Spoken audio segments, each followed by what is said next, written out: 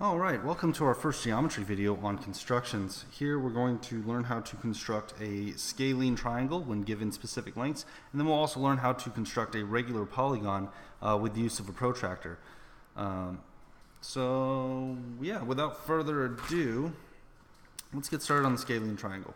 All right, so let's say the book tells you to construct a triangle with a scalene triangle with the following lengths. You need one side that's 1 1/4 inches.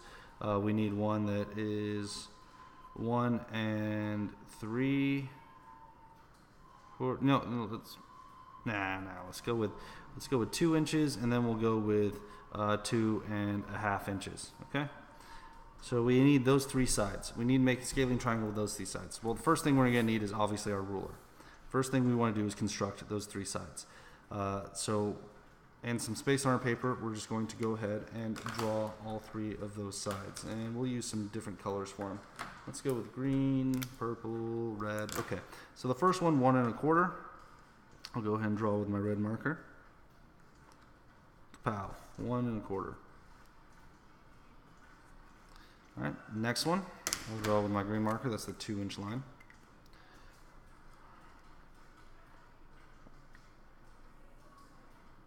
Whew. 2 inches. Cool. I forgot to put the inch tick marks for my 1 1/4. Okay, and then the last one I'll draw with the purple marker, and this will be my 2 1/2 inch line.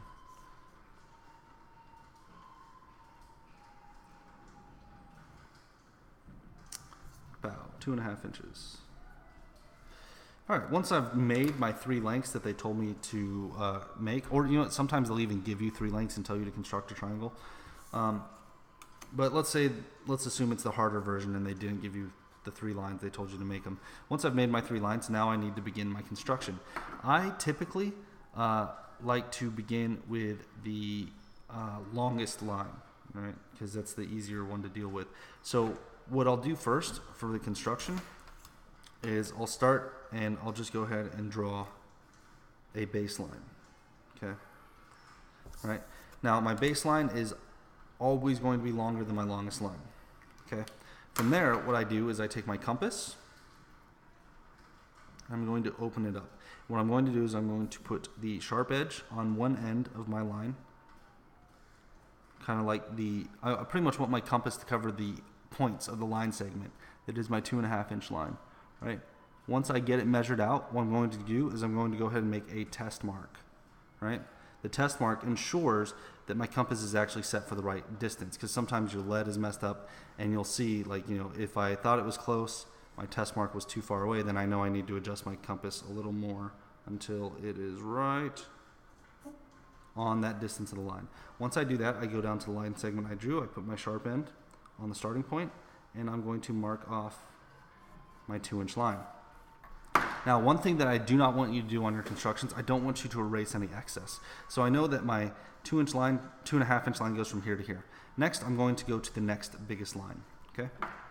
So again, I'm going to take my compass. I'm going to put the sharp end down on one end, and then I'm going to extend the pencil edge, make a test mark, and that is good. From there, I will pick either this end point or this end point, and I'll put my sharp end on that end point. The main thing to remember is when you're using constructions, the sharp part of your compass likes points, right? So it likes endpoints and segments and dots, right? And then I'm just going to make a nice wide arc right here, right? I'm going to cover a big section of the line. And I'm not going to draw anything yet, but I know that everything on this arc is going to be exactly 2 inches away from this point. So my second line can end anywhere on the edge of that arc. Then I go to my last line, my 1 1/4 inch, and I'm going to mark that off. No, that's a little too big, right there, perfect. Okay, and then I go to the opposite end of my baseline, and then I'm going to mark that arc. Now, where these two arcs intersect, that is where I'm going to draw my final lines. So the short line is going to be the red one, and I'm just going to connect the endpoints of my bottom line to that intersection point. All right, so there's 1. And then, or that's the 1 and the 1 1/4. And then I'll go ahead and connect the 2-inch line. Cool.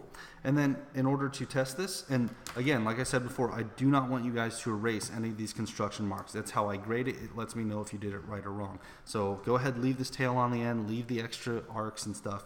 This is correct. And then the way you want to test it to make sure that your construction is accurate, go ahead and measure the appropriate lines. So like the 1 and the 1/4. I'll measure that here, and then I'll measure it here, same length. And then same thing with the 2-inch line. I'll measure it here, okay? And then I'll measure it here, and it matches. All right, and then the last one, the 2 and the 1/2 inch line, I'll measure those, and they match. So that's how you construct a scalene triangle with given lengths. Now, next we'll move on. Actually, do I need a new sheet of paper? Maybe I can flip this over. Let's see here. How much room do I have? Yeah, that looks like plenty of room. Okay, so let's talk about constructing a regular polygon of any number of sides. Let's go with we'll do a 6-sided polygon. So let's say we have to construct a 6-sided regular polygon. So we need 6 sides, and it needs to be regular. So what this means is that the length of all 6 sides needs to be the same, and the angle of all 6 sides has to be the same as well. So the easy thing to do for the regular polygon is you take the number of sides, you divide 360 by that number of sides. Yeah. All right. So just take 360 degrees, which we know is in every circle, divide it by the number of sides, and that will tell you how many degrees you have to put in each angle. So 360 divided by 6 is going to give us 60 degrees. So in order to construct our 6-sided regular polygon, we're just going to go ahead and draw a line, and then we'll mark off 60 degrees. So from here to here, that's about 60 degrees, and I'll go ahead and put a line right there. And what I'm going to do is I'm just going to keep making 60-degree angles until I finish the circle, actually.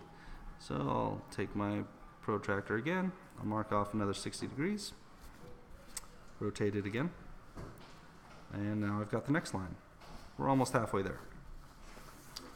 And it definitely helps to rotate your paper too while you're doing this. Alright, and we want to make sure we're using our tools precisely. So every time you use your protractor, make sure the center line is lined up on there, and you're also lining up the baseline. And I believe I said this in class, but clear protractors are awesome because then you can see through them. Alright, we're getting places. Almost done. And we've got another 60 degrees. And there we go. And then this last one,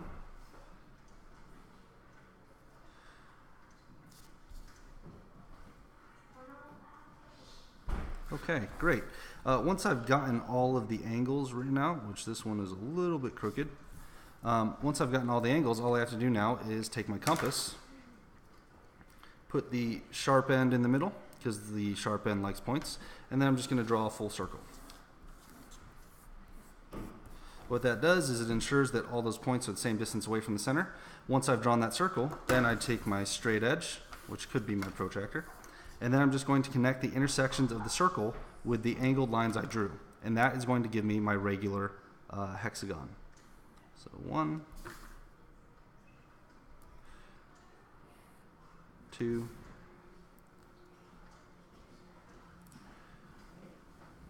3, 4, 5, and 6.